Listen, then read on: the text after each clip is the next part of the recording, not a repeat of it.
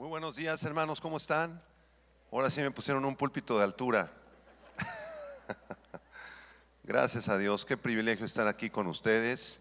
El día de hoy estamos iniciando una serie que se titula El Camino a la Cruz. El Camino a la Cruz, y esto tiene que ver con las fechas que se aproximan de la Semana Santa. Así que debemos estar muy pendientes de esta serie que iniciamos hoy y vamos a continuar los próximos domingos. Vamos a hacer una oración, cierra tus ojos y vamos a orar. Padre, en el nombre de Jesús te damos gracias porque nos concedes abrir tu palabra, Señor. Tu palabra es como una lámpara delante de nuestros pies y queremos venir a ella para comprender la profunda necesidad que tenemos de un Salvador. Háblanos a cada uno, Señor, a lo profundo de nuestro ser. En el nombre de Jesús te lo pedimos. Amén. Muy bien, abran sus Biblias por favor en el libro del Génesis capítulo 3. Génesis capítulo 3, versículo del 1 al 15, en un tema que se titula La necesidad de un Salvador. La necesidad de un Salvador. Y dice así Génesis 3, del 1 en adelante: Pero la serpiente era astuta, más que todos los animales del campo que Jehová Dios había hecho, la cual dijo a la mujer: ¿con que Dios os ha dicho, no comáis de todo árbol del huerto?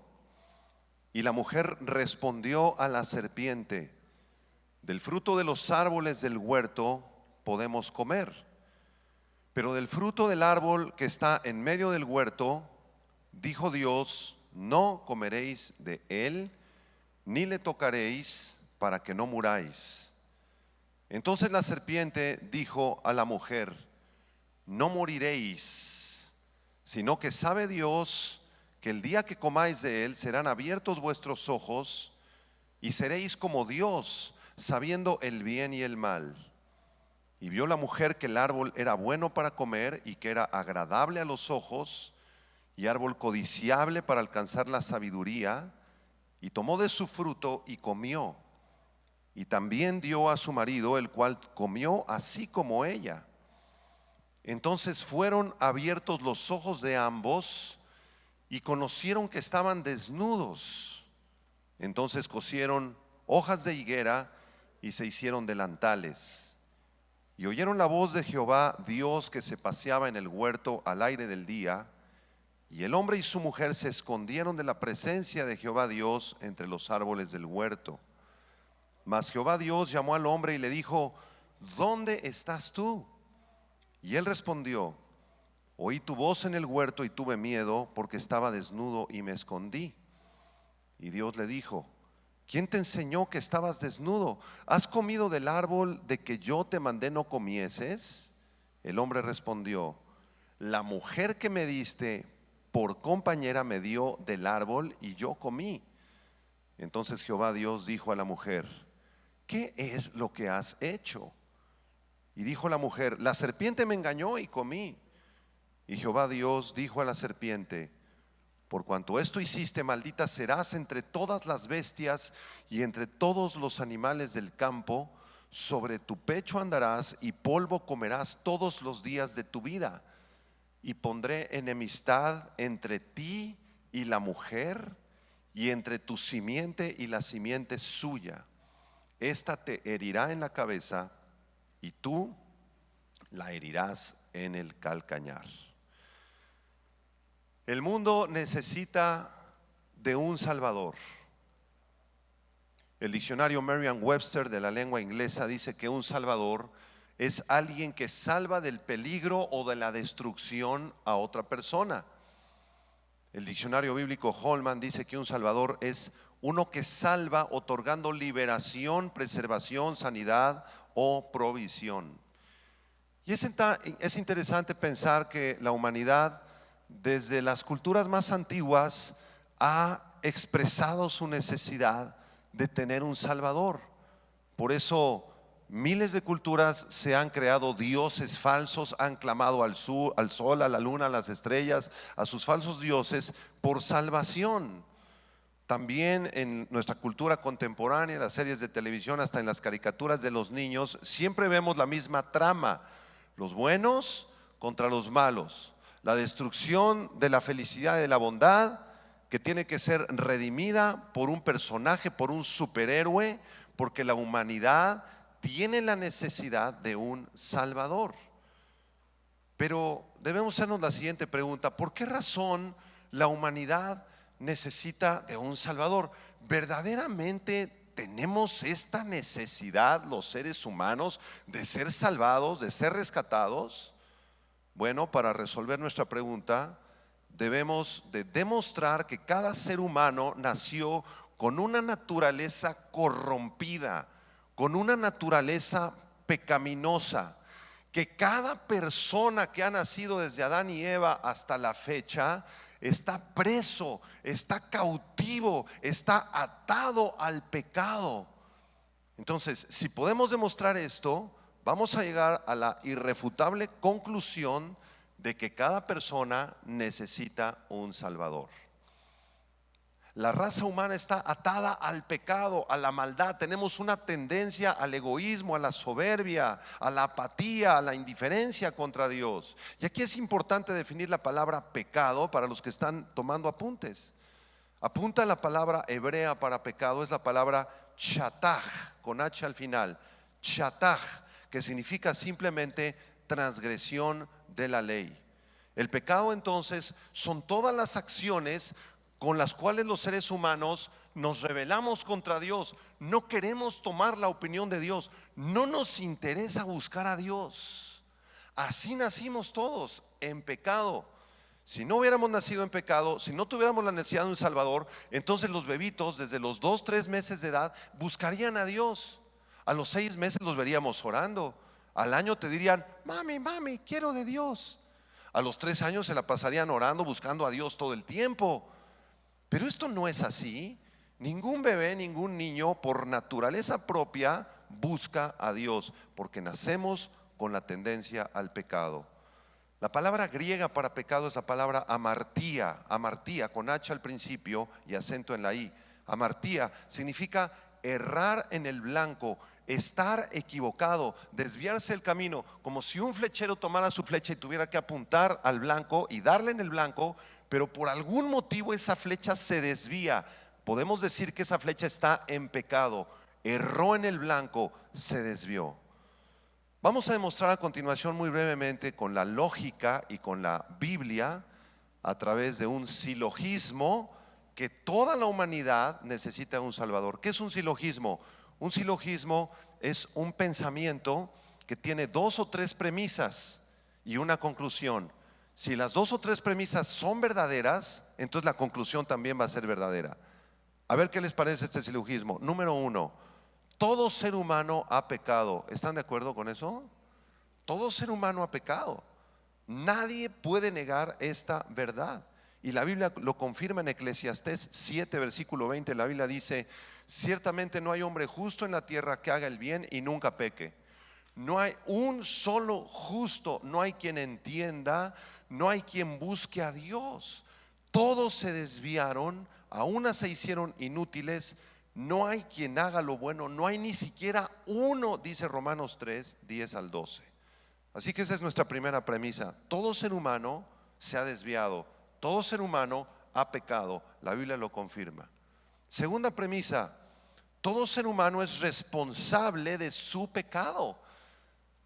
Si alguien transgredió la ley, es responsable de haber transgredido la ley. Si alguien mintió, es responsable de su mentira. Si alguien cometió adulterio, es responsable de su adulterio. Dice la Biblia en Ezequiel 18:4: el alma que pecare, esa morirá.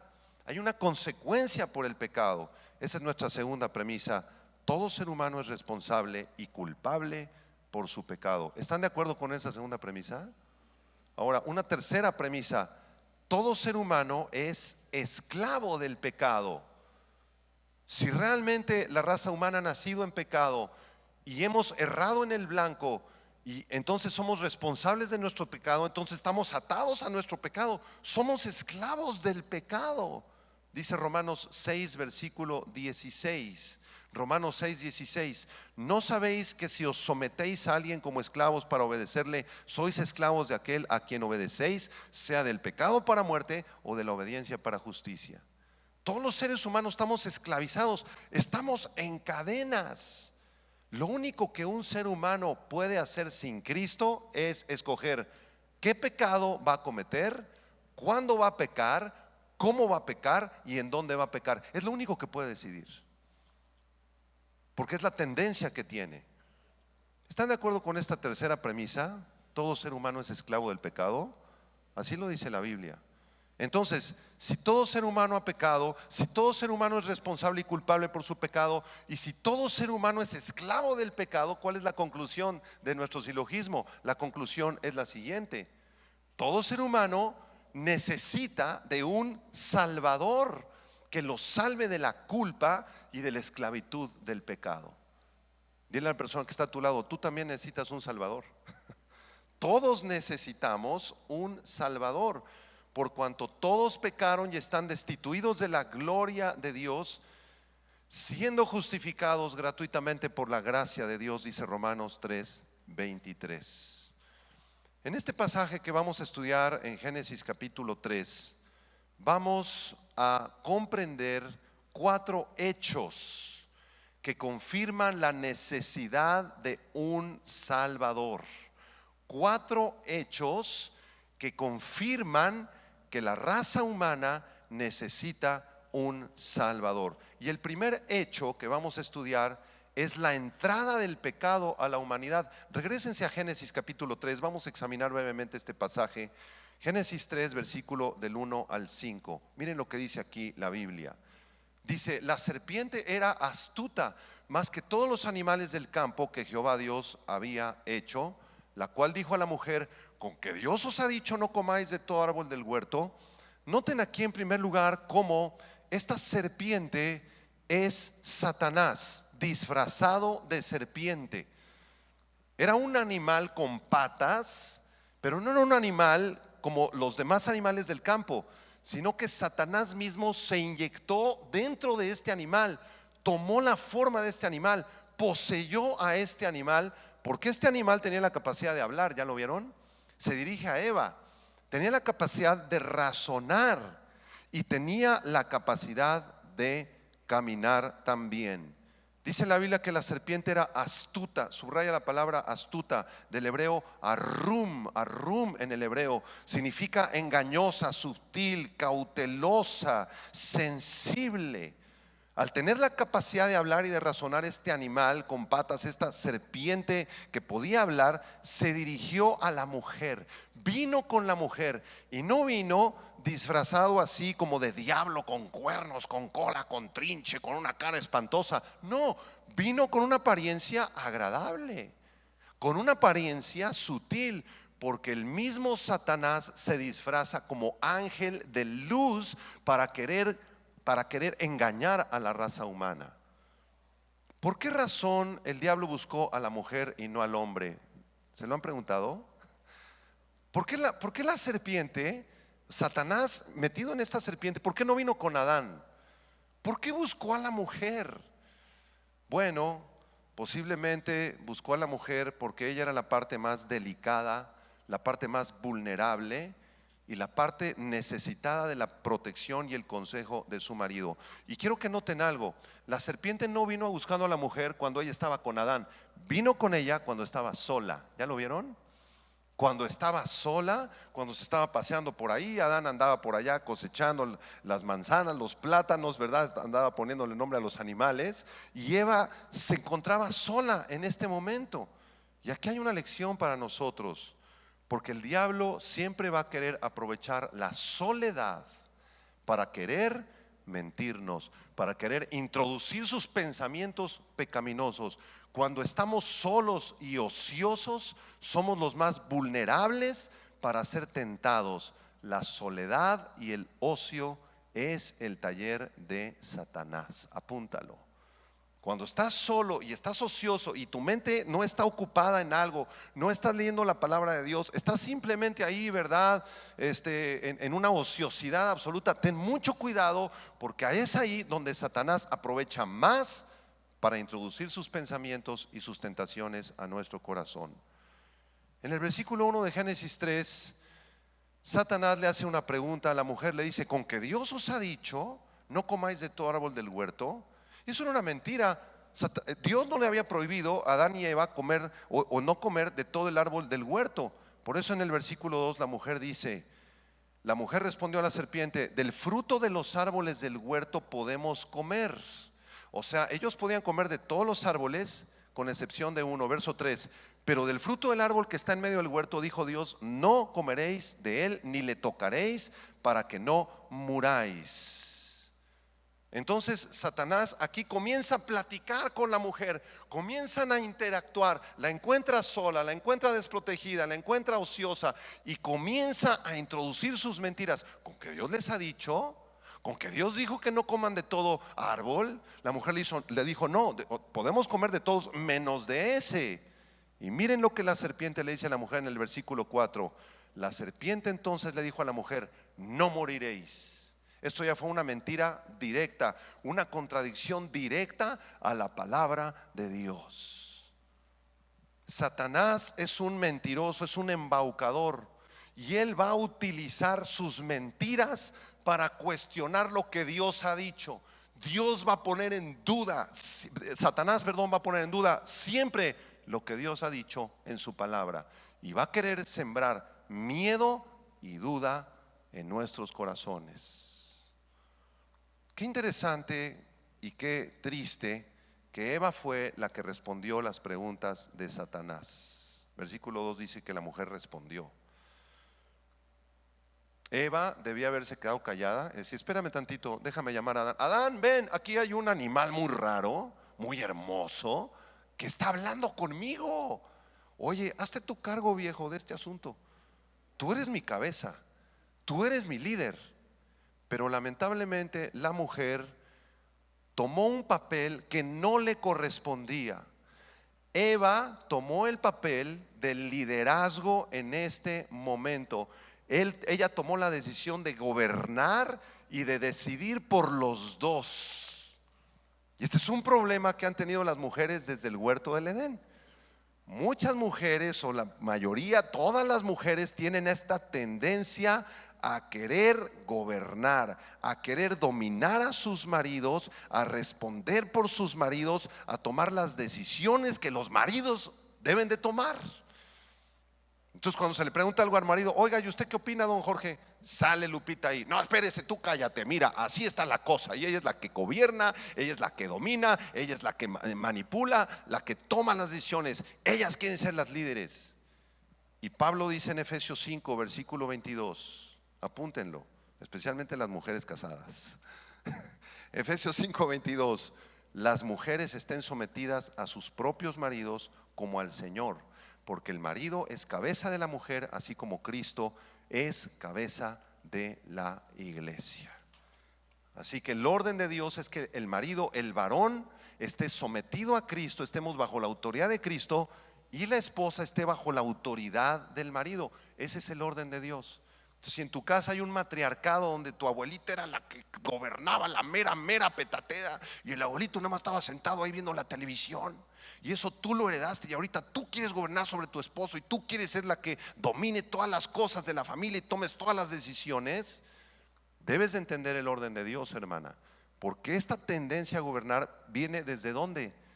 Desde Génesis capítulo 3. Muy bien, de estos primeros versículos aprendemos algunas lecciones. Aprendemos que el diablo es astuto, que es sutil, que es delicado, que es cauteloso, que es mentiroso y que es engañador. También aprendemos que el diablo siempre va a intentar poner en duda lo que dice la palabra de Dios. Si la Biblia dice que tenemos vida eterna, el diablo va a querer introducir sus pensamientos pecaminosos, engañosos en nuestro corazón. ¿Será cierto? ¿Será verdad? ¿Con que Dios te ha dicho que hay vida eterna? ¿Verdaderamente Jesucristo habrá venido? ¿No habrá sido una ficción, un engaño? ¿Realmente Jesús murió por tus pecados? Y todas estas cosas el diablo las va a bombardear en nuestra mente para hacernos creer que lo que la Biblia dice es mentira. Hay que tener mucho cuidado con empezar a conversar con el diablo. Esa es otra enseñanza. Nunca hables con el diablo. Dile a la persona de tu lado, nunca. Nunca converses con el diablo.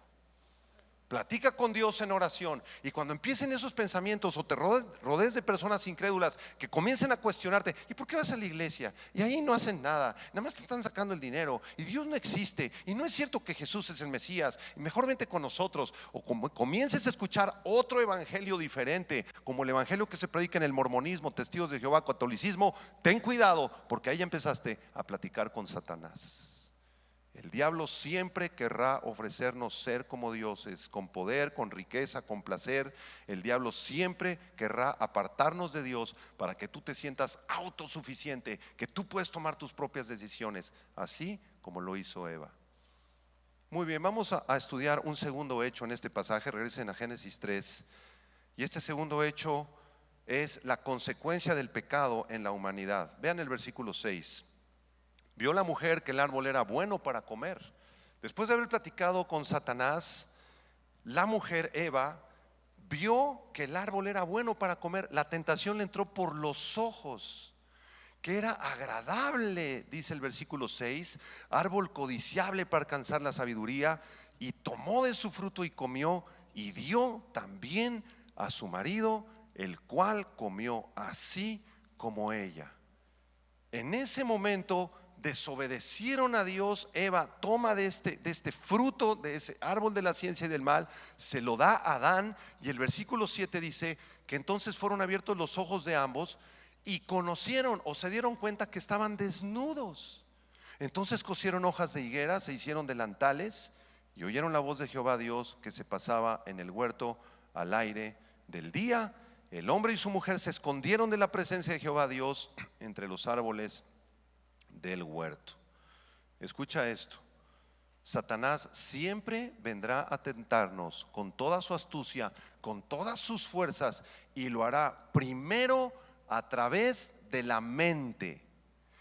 Satanás va a querer inyectar sus pensamientos malvados, perversos y mentirosos en nuestra mente a través de ideas equivocadas, de pensamientos mentirosos, de religiones y filosofías torcidas. Satanás va a querer entablar una conversación contigo. Muchos cristianos están esperando los ataques de Satanás con demonios horribles, así que se presenten en forma de perro bulldog, guau, guau, guau, así que te ladren, y que se presente así con cola y con trinche. No se va a presentar así. La estrategia de Satanás es a través de los pensamientos, de las ideologías equivocadas que él va a querer inyectar en nuestra mente. ¿Ya lo vieron? El primero quiso introducir sus pensamientos en contra de la palabra de Dios en la mente de Eva. Si tú te pones a conversar con Satanás y comienzas a tambalearte, y vienen los testigos de Jehová a tu casa, y no estás firme en el evangelio, y comienzas a creer lo que ellos te dicen, o vienen los mormones o el catolicismo romano, o comienzas a tener pensamientos de tristeza, de muerte, piensas que eres mujer, en realidad eres un hombre y tienes un cuerpo de hombre, pero piensas que eres mujer, y estás cayendo en homosexualidad, en lesbianismo, en pornografía. Todos estos pensamientos son ataques del diablo a la mente. Una vez que Eva aceptó la idea de Satanás, entonces la atacó en sus emociones. Apúntalo. Primero fue la mente, el ataque a la mente, y después a sus emociones, de tal manera que Eva sintió que el árbol era bueno para comer, que era agradable, y Eva dijo: ay, este árbol se ve delicioso, ay, me dan ganas de comérmelo. Se debe de sentir un placer grande al comer este fruto. Una vez que fue atacada en su mente, Satanás la tocó en sus emociones a través de los placeres, del poder y de la fama, para hacerla sentir poderosa, para hacerla sentir grande a ella y a su marido. Y al final Eva, ¿qué hizo? Una vez que compró el evangelio torcido del diablo en su mente, una vez que sus emociones fueron atacadas, su voluntad también fue atacada, y fue cuando comió del árbol. Los pensamientos, las emociones y la voluntad son el blanco de Satanás. Pero todo empieza con la mente. De esta manera vemos 4 consecuencias de la entrada del pecado a la humanidad. La primera consecuencia es que fueron abiertos los ojos de ambos. Fueron abiertos los ojos de ambos. Versículo 7. En aquel momento terrible se perdió la inocencia y la perfección con la que Dios había creado a Adán y Eva en el huerto del Edén. Sus ojos fueron abiertos y pudieron ver la existencia del mal que antes no veían. Cuando desobedecen a Dios y toman de este fruto del árbol de la ciencia del bien y del mal, por primera vez se dieron cuenta de la existencia del pecado. Satanás inyectó sus pensamientos, sus emociones y su voluntad en la mente de nuestros primeros padres. Adán y Eva se dieron cuenta de la posibilidad de odiar en vez de amar y se inclinaron al odio. Se dieron cuenta de la posibilidad de desobedecer a Dios en lugar de obedecer a Dios y descubrieron una malvada inclinación a desobedecer a Dios. Adán y Eva descubrieron la posibilidad de amargarse contra los demás en vez de gozarse, y comprobaron que la tendencia era hacia la amargura, como lo vemos más adelante con su hijo Caín. Se dieron cuenta por primera vez que podían vivir en guerra en vez de tener paz, y entonces se cumplió la maldición que el Señor pronunció en Deuteronomio 28:34. ¿Sabes lo que dice Deuteronomio 28:34? Búscalo en tu Biblia. Dice: enloquecerás a causa de lo que verás con tus ojos. Enloquecerás a causa de lo que verás con tus ojos. Eva vio el huerto, vio el árbol de la ciencia del mal, compró las mentiras de Satanás y enloqueció. Estamos viviendo en medio de seres humanos enloquecidos. La raza humana está enloquecida por el pecado. A lo bueno le llaman malo, a lo malo le llaman bueno. Así es el mundo en el que estamos viviendo desde el huerto del Edén. Una segunda consecuencia del pecado, dice en Génesis 3, para los que están tomando apuntes, no solamente se dieron cuenta del pecado y sus ojos fueron abiertos, sino que también se dieron cuenta que estaban desnudos. Versículo 7, ¿ya lo viste? Conocieron que estaban desnudos. O sea, antes de caer en pecado, ni Eva ni Adán se daban cuenta o se dieron cuenta o sentían vergüenza de estar desnudos. Vamos un capítulo antes, en Génesis 2, rápidamente. Abre tu Biblia en Génesis 2, 24 y 25. Porque aquí en Génesis 2 el Señor instituyó el matrimonio. Mira lo que dice Génesis 2:24. Por tanto dejará el hombre, ¿a quién? A su padre y a su madre, y se unirá a su mujer, y serán una sola carne. ¿Y qué dice el 25, hermanos? Y estaban ambos como desnudos, Adán y su mujer, y no se avergonzaban. O sea, la relación matrimonial entre ellos dos era tan íntima que estaban desnudos en su espíritu, porque ambos conocían a Dios. Estaban desnudos en su alma, no había nada que ocultar. Adán no le ponía claves a su celular para que Eva no viera los mensajes de WhatsApp. No había nada que ocultar, estaban desnudos en sus emociones, sentimientos, pensamientos, estaban limpios y también estaban desnudos en sus cuerpos. No tenían nada puesto encima. Pero en Génesis 3, la segunda consecuencia de la caída es que conocieron que estaban desnudos. Hermanos, yo aquí tengo una pregunta. ¿Por qué razón después de la caída se avergonzaron de estar desnudos? ¿Por qué se avergonzaron de estar desnudos después de la caída? Hay un estudio que hizo la BBC de Londres hace unos pocos años, y en este estudio la conclusión es la siguiente. Escucha. En el libro del Génesis se nos habla sobre el momento en el que los humanos se dieron cuenta de que estaban desnudos, y un momento después se avergonzaron de estar desnudos. Lo que no explica claramente el Génesis es por qué se avergonzaron. Un grupo de investigadores británicos ha intentado responder esta pregunta y su teoría es que la vergüenza ante el desnudo está codificada en todas las sociedades humanas para protegernos a nosotros y a nuestras parejas de ser tomadas sexualmente por otra persona. Esa es la conclusión a la que llegaron.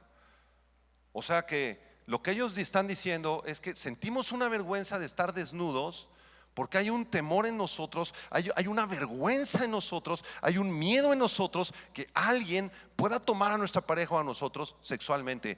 En otras palabras, entró la inmoralidad sexual a la raza humana aquí en esta segunda consecuencia. Vamos a ver la tercera consecuencia que confirma esta segunda consecuencia, Génesis 3. Dice el versículo 7, se dieron cuenta que estaban desnudos, entonces cosieron hojas de higuera y se hicieron delantales. ¿Qué hizo Adán y Eva?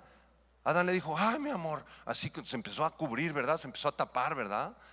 Sus órganos sexuales. Oye, vamos a coser unas hojas de higuera y vamos a cosernos delantales. Esta palabra delantales, apúntala, es la palabra hebrea agor, y describe un cinturón para cubrir la cintura, los glúteos y los genitales.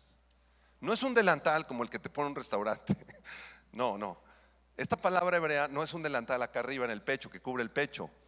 Es una prenda, es como una especie de taparrabos, de calzoncillos que cubre de la cintura para abajo. ¿Por qué razón no se cubrieron las manos o los pies o los oídos o las piernas o los dedos gordos del pie? ¿Por qué se cubrieron los glúteos y los genitales, hermanos? ¿Por qué? Porque la sexualidad humana se pervirtió en la caída. Esto significa que Satanás no solamente corrompió la mente, las emociones y la voluntad del ser humano, sino que Satanás corrompió también la sexualidad. La sexualidad. Desde entonces Satanás trastornó la manera en la que Dios había creado el sexo para distorsionar en nuestra mente el uso del sexo. Por esa razón, en el Nuevo Testamento, las listas de los pecados, las obras de la carne en Gálatas 5, siempre comienzan con pecados de inmoralidad sexual. Ni los adúlteros, ni los fornicarios heredarán el reino de Dios. Huye de la fornicación, porque cualquier otro pecado que cometas está fuera de tu cuerpo, pero el que fornica contra su propio cuerpo peca. Entonces Dios siempre nos advierte acerca del pecado sexual, porque esto fue lo que Satanás trastornó en el huerto del Edén. Satanás torció, pervirtió, distorsionó el uso maravilloso y santo que Dios le dio al sexo. ¿Por qué razón Satanás estaba tan interesado en pervertir el sexo en la raza humana?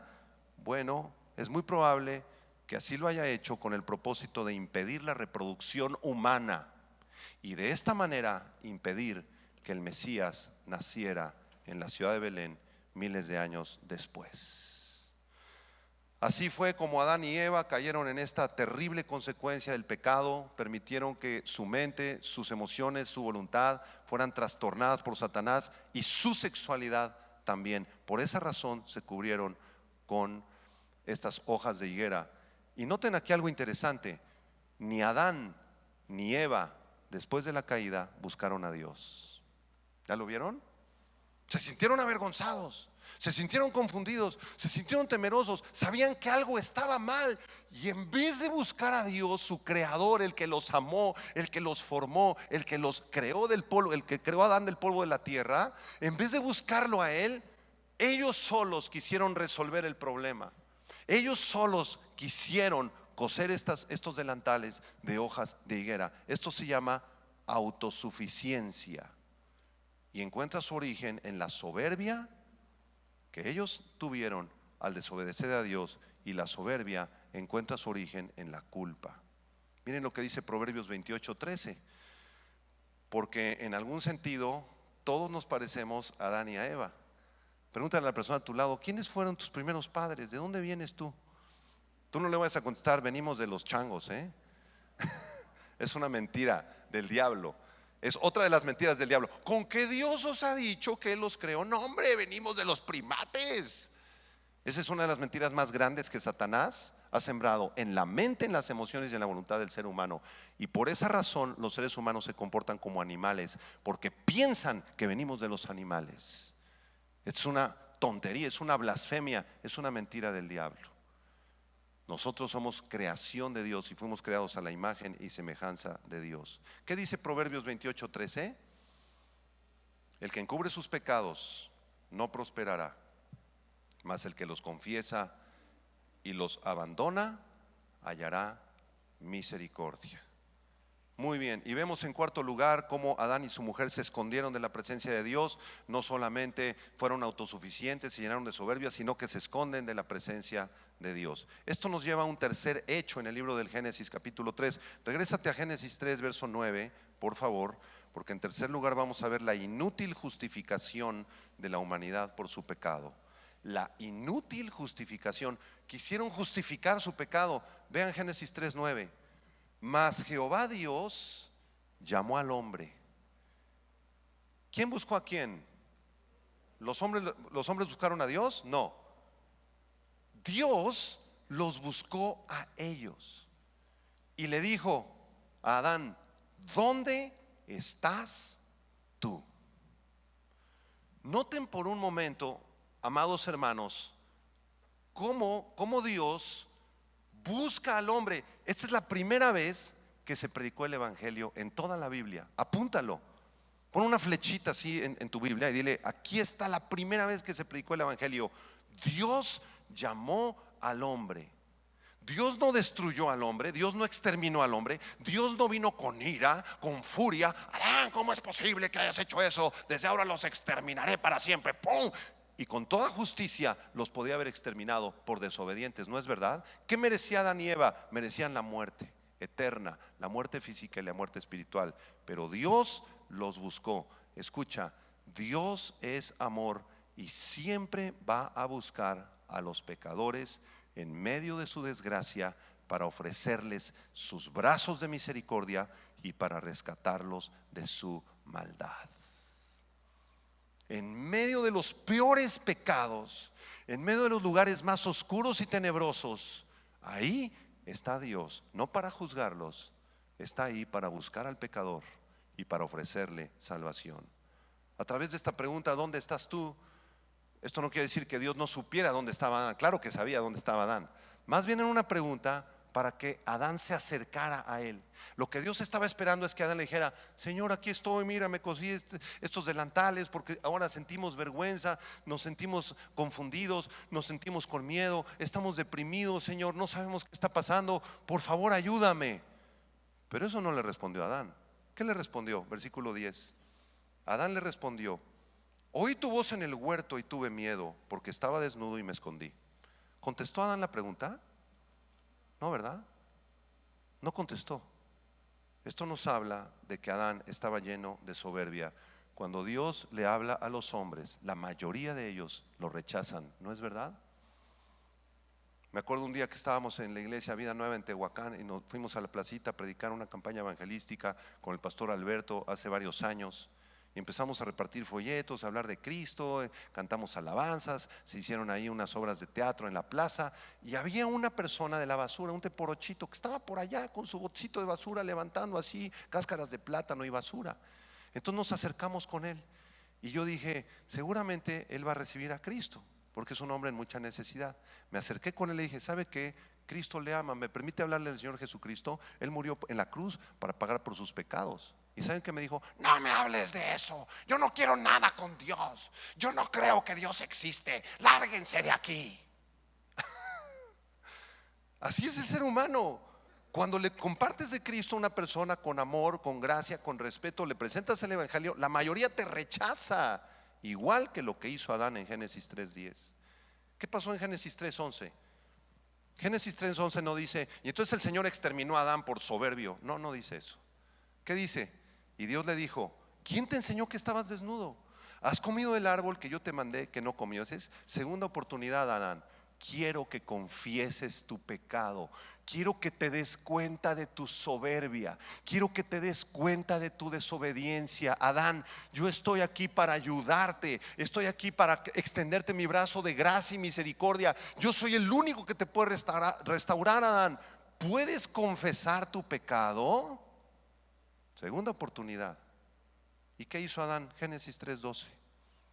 El hombre respondió: la mujer que me diste por compañera me dio del árbol y yo comí. ¿A quién le echó la culpa a Adán? ¿A quién?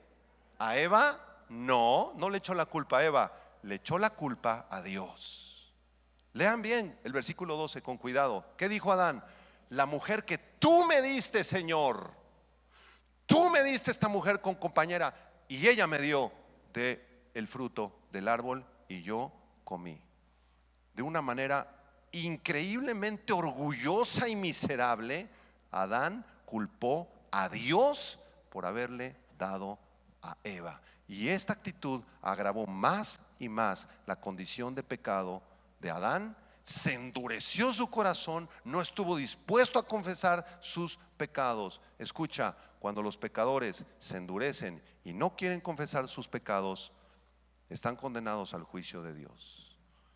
Como dice Juan capítulo 3, versículo 16, porque de tal manera amó Dios al mundo, para que cualquiera que crea en Él no se pierda, mas tenga vida eterna. Y esta es la condenación, que Dios envió la luz al mundo, envió a Cristo al mundo para que los hombres se salvaran, pero los hombres escogieron amar más las tinieblas que la luz.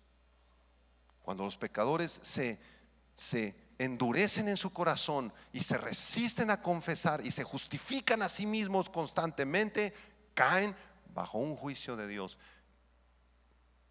Quiero hacerte una pregunta.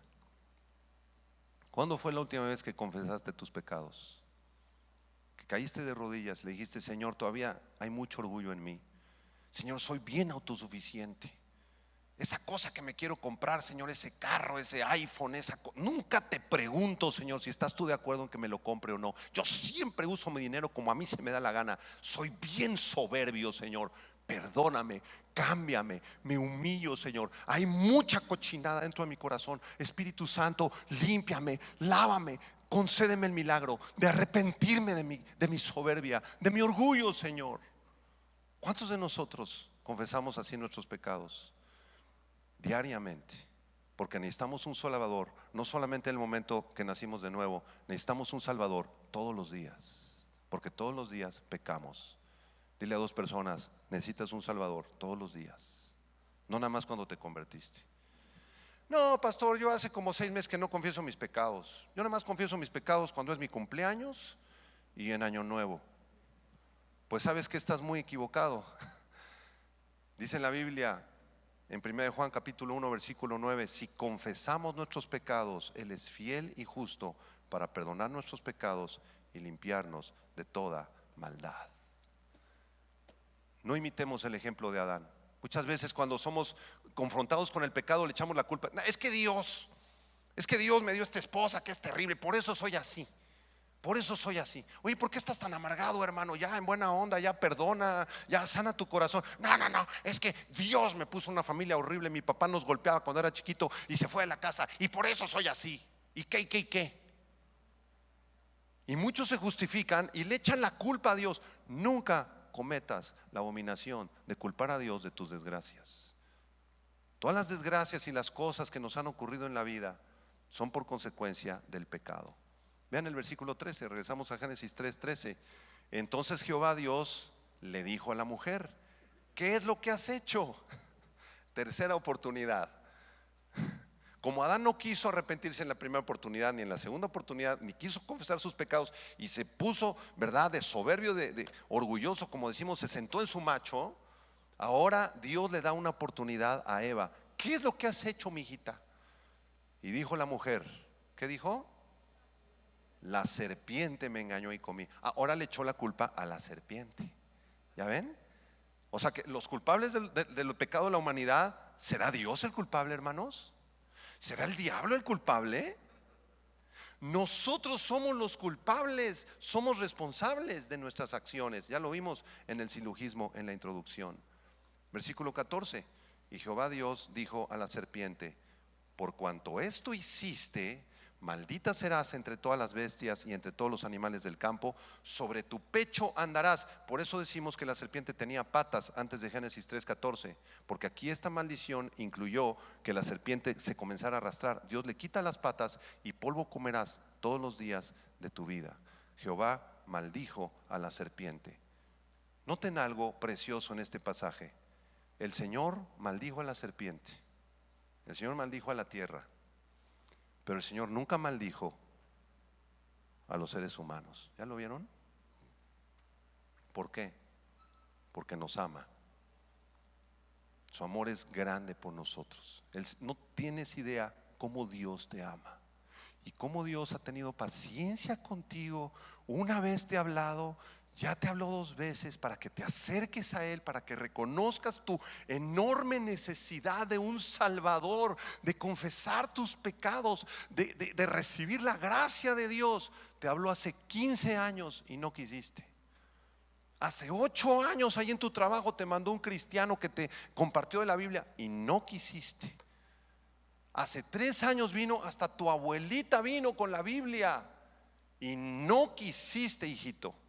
Y hace 6 meses en tu secundaria, en tu preparatoria, un maestro tal vez te habló del evangelio y no quisiste. Dile a la persona a tu lado: te pareces a Adán o a Eva. ¿Será este el día en donde tú reconozcas tu enorme necesidad de un Salvador? Es la necesidad más grande del ser humano. El ser humano no necesita tanto escuelas, educación. El ser humano no necesita ser vacunado del coronavirus como prioridad. El ser humano no necesita riquezas o poder. Lo que el ser humano necesita desesperadamente es un Salvador. Y así lo confirma Génesis 3, versículo 15. Con este versículo terminamos. Génesis 3:15. Génesis 3:15 es una profecía que apunta hacia Jesucristo, hacia la cruz. Miren lo que dice este versículo. El Señor dice: pondré enemistad entre ti. Subraya la palabra enemistad. Eva, con B grande. Eva significa hostilidad, significa enemistad, significa odio. Pondré enemistad entre ti, serpiente, y la mujer, y entre tu simiente y la simiente suya. Esta, o sea, la simiente de la mujer te herirá en la cabeza y tú le herirás en el calcañar. La palabra simiente, ya no tenemos mucho tiempo para explicar esto, pero es la palabra hebrea serrá, serrá, con acento en la A y doble R. Significa semilla, significa semen, significa descendencia, descendencia. Así que aquí la Biblia, a partir de Génesis 3:15, nos habla de 2 descendencias: la descendencia de la serpiente o de Satanás y la descendencia de la mujer, que en última instancia de la mujer de Eva nacería el Señor Jesucristo, porque el Señor Jesucristo es descendiente de Adán y Eva. Lee su genealogía en Mateo capítulo 1. Ahí viene la genealogía de Jesús, desde María y José hasta Adán y Eva. Jesús es descendiente de nuestros primeros padres. Así que hay 2 descendencias, hay 2 clases de seres humanos: los hijos de Dios y los hijos de Satanás. Los adoradores de Dios y de Jesucristo y los adoradores de Satanás. Los que conversamos con Dios todos los días y venimos arrepentidos todos los días buscando a nuestro Salvador, y los que nunca confiesan sus pecados y son soberbios. La simiente de Satanás, la simiente de Satanás en el futuro heriría a Jesucristo en el calcañar. ¿Qué es el calcañar? Es esta parte, el tobillo, aquí en el pie. Le daría una herida no mortal a Jesucristo. ¿Cuándo Satanás hirió al nuestro Señor Jesucristo en el calcañar? Cuando los soldados romanos pusieron los clavos en sus manos y en sus tobillos, en sus pies. Ahí fue herido el Señor Jesucristo. No fue una herida mortal, porque aunque Él murió en la cruz, Él resucitó al tercer día. Pero la herida que el Señor Jesucristo le daría a la serpiente sería una herida mortal. En la cruz del Calvario el Señor Jesucristo se hizo pecado por nosotros. Él llevó nuestras culpas, nuestras mentiras, nuestras transgresiones, nuestros pensamientos e ideologías equivocadas en nuestra cabeza, nuestros sentimientos de depresión, de tristeza, de angustia, nuestras enfermedades físicas y mentales, y nuestra falsa concepción de la sexualidad, que está torcida, así retorcida la sexualidad en el ser humano. Él llevó todo eso en la cruz para hacernos libres.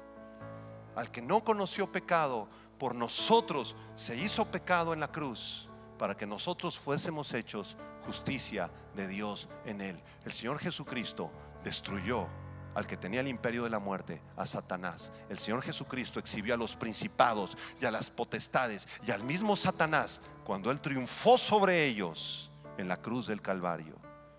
Él es el único que puede hacernos libres de la maldición del pecado. Y esta mañana tal vez muchos de ustedes ya conozcan al Señor Jesucristo. Gracias a Dios por eso. Creo que la lección es muy clara, ¿verdad? Debemos acercarnos a Él, confesar nuestros pecados todos los días, depender de Él. Nunca tomes una decisión de forma autosuficiente. Siempre considera a Dios en tus decisiones, aunque sean las decisiones más básicas, más sencillas. ¿Qué voy a comer, Señor? ¿A dónde vamos a comer, Señor? ¿Me conviene comprar esto, Señor? ¿Es tiempo de hacer aquello? ¿Me conviene esta amistad con esta persona? ¿Me conviene salir con este chavo o no, Señor? Tú eres mi Dios. Yo no quiero ser un soberbio, ni echarte la culpa a ti ni a los demás, Señor. Mi vida depende de ti. Y tal vez en esta mañana hay muchas personas que todavía no conocen del Señor, que no han reconocido su necesidad de un Salvador. Tú necesitas un Salvador. Ya lo demostramos claramente en esta conferencia. ¿No quisieras esta mañana humillarte por primera vez en tu vida, entregarle tu vida al Señor Jesucristo? Él murió por ti en la cruz, derramó su sangre por ti para que tú puedas ser libre del pecado y de la maldición y de la depresión y de la muerte eterna. ¿No quisieras entregarle tu corazón por primera vez a Él? Si hay alguna persona que quiere entregarle su vida al Señor Jesucristo por primera vez, cierra tus ojos junto con toda la congregación. Cerremos nuestros ojos. Vamos a orar. Señor, te damos gracias porque tu palabra nos muestra claramente quién eres tú. Tú eres un Dios de amor, de misericordia, de infinita paciencia, Señor, que siempre nos estás buscando porque quieres salvarnos, quieres tener compañerismo, comunión con nosotros. Y tu palabra también nos revela quiénes somos nosotros. Hemos heredado la naturaleza pecaminosa, Señor. Hemos heredado la maldición del pecado y de la muerte, Señor. Somos soberbios, somos altivos, echamos la culpa a los demás de nuestras transgresiones, de nuestros pecados. Pero esta mañana hemos comprendido que hay una solución al pecado, y la solución es Jesucristo. Te damos gracias, Señor Jesús. Levanta tus manos y dale gracias a Jesús. Dile: gracias, Señor Jesucristo, por tu sacrificio en la cruz, porque a través de ese sacrificio tú derrotaste a Satanás, a la serpiente antigua, Señor, y nos diste la posibilidad de ser libres, de conocerte, de restaurar nuestra comunión contigo, Señor, de restaurar nuestra mente, nuestras emociones, nuestra voluntad, y de poder usar la sexualidad con pureza, Señor. Gracias te damos, Señor, por ese sacrificio. Si tú no conoces a Cristo, con tus ojos cerrados, dile estas palabras. Dile: Señor Jesucristo, díselo fuerte: Señor Jesucristo, en este momento yo renuncio a toda ideología diabólica, renuncio a todas las mentiras que he creído de Satanás. Renuncio a todo sentimiento perverso y equivocado, a todo sentimiento de destrucción, de depresión, de suicidio, de desánimo, y renuncio al pecado. Te pido, Señor Jesucristo, que tú me limpies con tu sangre preciosa. Limpia mi mente, Señor. Pon tu mano en tu cabeza y dile: Señor, limpia mi mente, limpia mi corazón, limpia mis emociones, limpia mi sexualidad y la manera en que yo uso el sexo, Señor, tan desviada. Límpiame de los pies a la cabeza, Señor.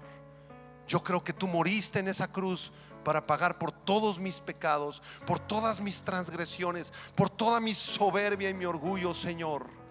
Te recibo en este momento como mi Señor y Salvador y clamo a ti para que tú me hagas libre de las cadenas del diablo y de las cadenas del pecado, Señor. Gracias te doy, Señor, porque solamente tú puedes salvarme y librarme de estas maldiciones. En el nombre del Señor Jesucristo, en tu nombre precioso, te lo pido y te doy las gracias. Amén y amén y amén. Gloria a Dios.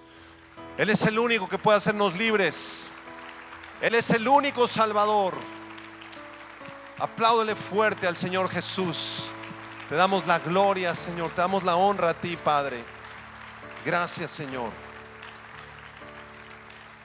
Ahora quiero preguntar si alguna persona por primera ocasión recibió a Cristo en su corazón. Si por primera vez te diste cuenta de la enorme necesidad que tienes de ser salvado, de ser rescatado, y si tomaste la decisión de acercarte a tu Salvador por primera vez en tu vida. Las religiones no pueden salvar a nadie. Ninguna religión te puede salvar. Las religiones son engaños, son ideologías perversas, venenosas de la serpiente. El único que te puede salvar es Jesucristo. Él es el único que pagó por ti en la cruz del Calvario y derramó su sangre. Así que si tú hiciste esta última oración, le dijiste: Señor, entra a mi corazón, entra a mi vida, te necesito desesperadamente, te confieso mis pecados, Señor. Si hiciste esta última oración, te voy a pedir algo que requiere un poquito de valor. Les voy a pedir a todos los que hicieron esta oración recibiendo a Cristo por primera vez, que se pongan de pie.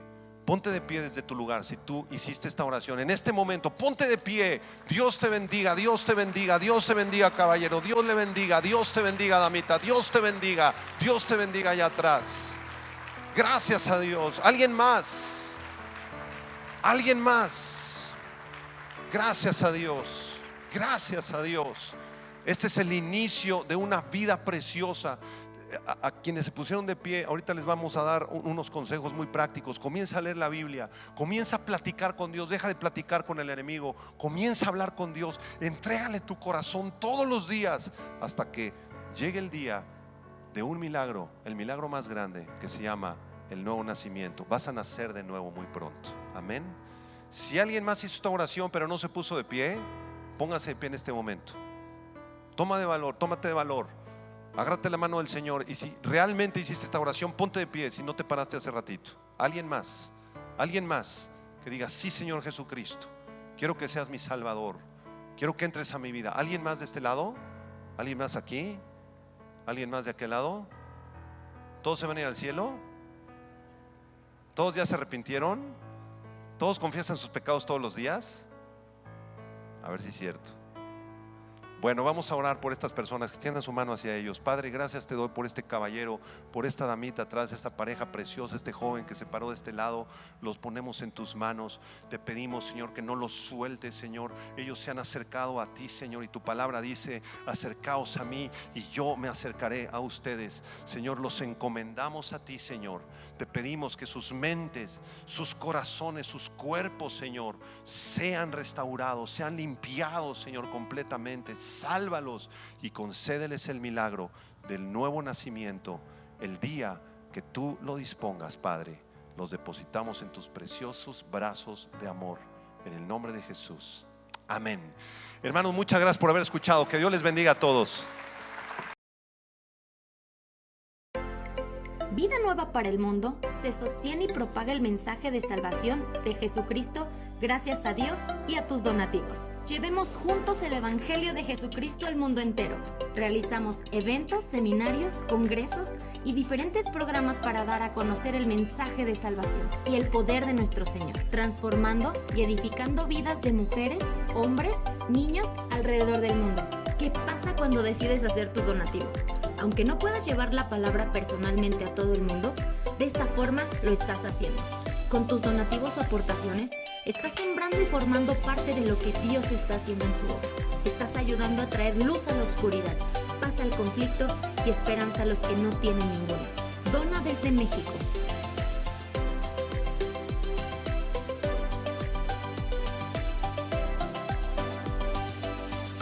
Dona desde Estados Unidos.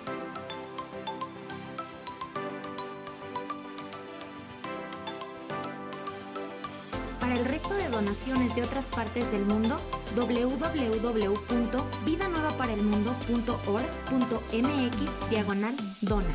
Estamos cumpliendo la gran comisión. Por tanto, vayan y hagan discípulos a todas las naciones, bautizándolos en el nombre del Padre, del Hijo y del Espíritu Santo, enseñándoles que guarden todas las cosas que les he mandado. Y he aquí que yo estoy con ustedes todos los días hasta el fin del mundo.